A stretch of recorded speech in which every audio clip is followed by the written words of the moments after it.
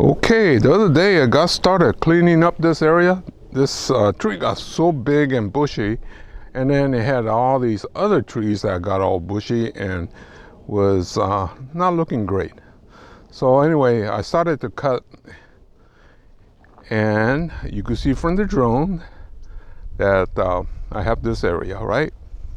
Well, the main point today was, while cleaning up, found this olive tree that's kind of, well, it was hard to see because everything was so bushy.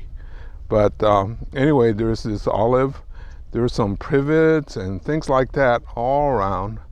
And I'm thinking, well, I should just yank them out and throw it out. So I called Dale, and he says, yeah, I'll come and dig them up. So guess what we're doing today?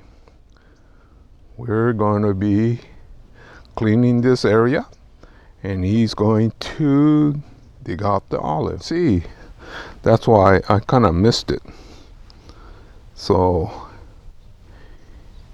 here is the project at hand. That's our main goal, but I just realized there's another one back there. I really didn't see that one at all because it was just covered up. And then we have our secondary plants, the privets, and you know, they've been kind of whacked back from time to time, so they have this fairly good sized trunk, and they really are easy to transplant. So I think we'll be probably digging that out. We got oak trees and things like that too, but oak trees are very difficult to dig out and be successful. So we'll go ahead and remove all these nursery cans that's all around. What happened was, I think early in my career, this area was kind of leave my junk area. So, and then everything started to grow and covered it up. So first we're going to get that out of there, and then they'll get started with his digging. This, I guess we could call it simulated Yamadori. Yamadori is to go to the mountains and dig. Actually, the literal translation is stealing from the mountain.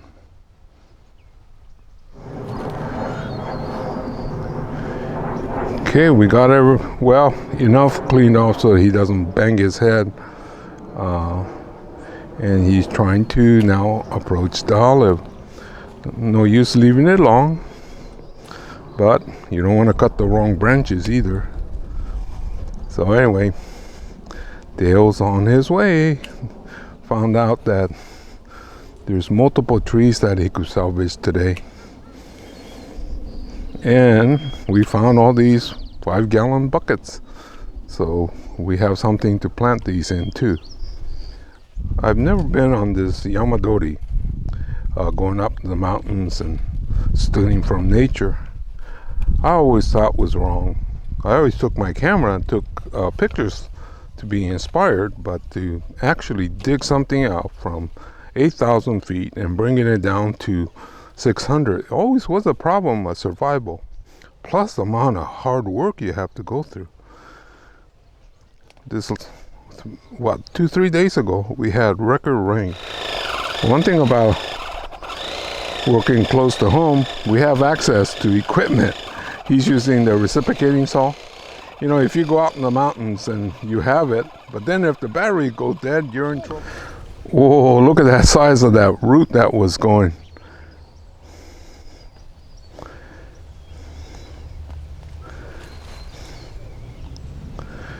Actually, he probably should save that root because, you know, in the olive, I think we do root cuttings, and half the time they take.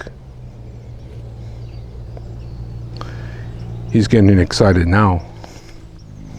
Oh, it's almost out. It's almost out.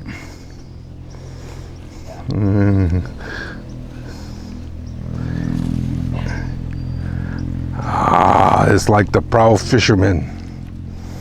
He's got his catch. Ha ha, he says. Oh yeah. And afterwards we could go into our studio, put some final shape and repot them up. Okay, now he's working on this privet. You know, Privets, there's all over the place, but this one looked like it has potential.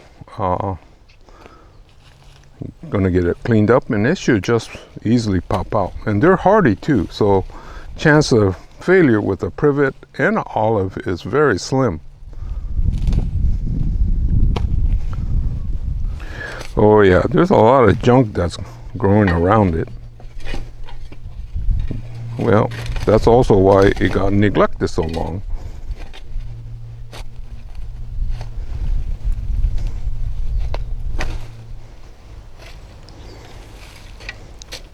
I think this is going to be a fairly simple job.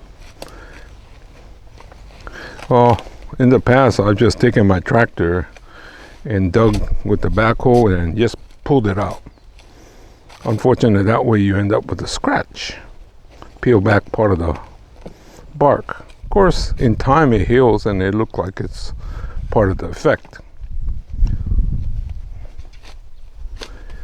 Yeah, it's a good thing we had that nice rain the other day.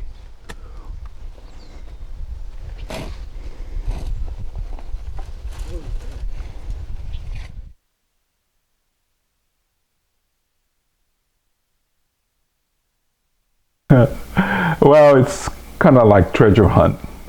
So when you get to this point, you get really excited and run and really dig fast. Okay, now I think he's at that final step. Here he goes.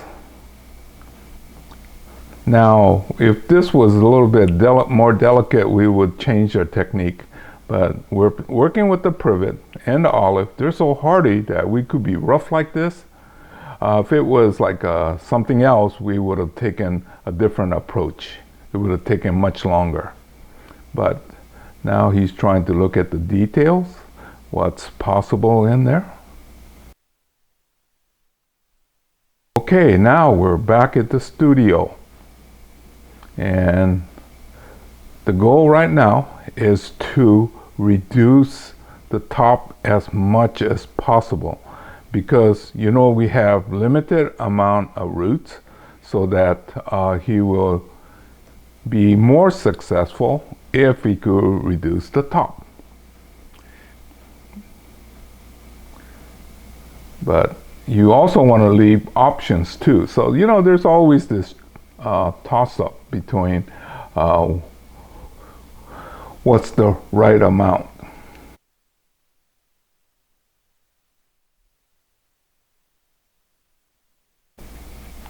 Okay, now when I do these, I tend to be much harsher.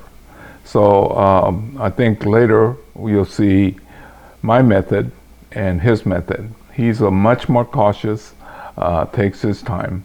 I'm quick.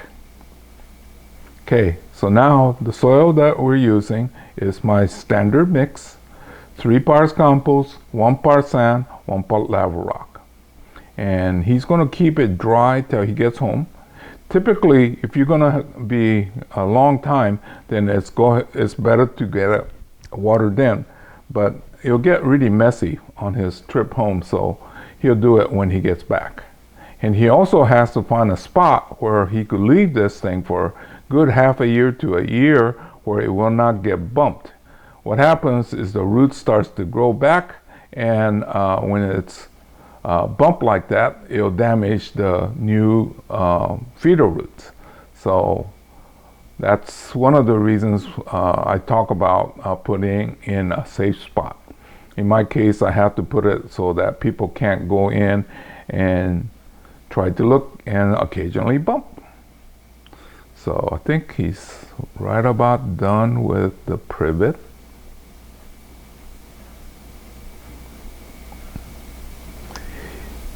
Oh yeah, well, Dale was a super neat guy. He likes to have everything perfect. So a lot of times I just kind of slap it together and call it done. Well, he's very precise. Anyway, that's what he's doing right now.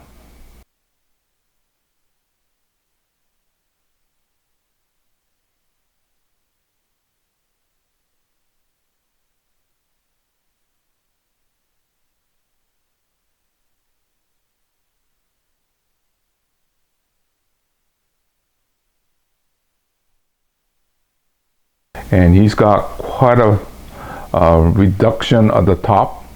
A couple of reasons. One, because of the small amount of root, and also if he keeps it too tall, anytime even a slight breeze comes, it'll shake it, and then about the root getting disturbed. So that's two of the reasons. All the big ones been removed, and well, we had a discussion before we turned on the camera that if he had better chance if he kept some of the bigger ones, but then you end up with a big can. Also, if you have a big root ball in the future, when this thing starts to shape up, then you need a big bonsai pot. So the theory is, if you cut it now, if you lose it, at least you lose it early so that you don't have to invest the years on it. So anyway, that's some of the discussion that we had before he getting started with this. So see that big one there, we think it's too big, so he's going to try to remove that. Now this one, yeah, has that one big one in the center, so that would be our number one tree. He's thinking it through, try to get it as thin as possible, yet leave enough options for the future. But like I said, both the privet and the olive are quite hardy, so you could do a harsh thing to it and it should survive. Oh yeah, we're in the middle of October, so we should have enough time for to start to heal in the root zone.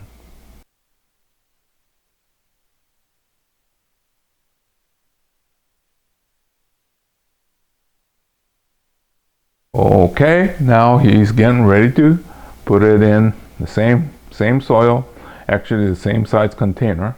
This is what they call the squat 5. So that one, it's something that he could pick up, and then he'll bring it back, and hopefully maybe next year, about a half year from now, if it looks good, we'll do another chapter, follow up. I don't know if you remember, the boxwood he did was so big he can't bring it back. So I don't know, we might end up at his place.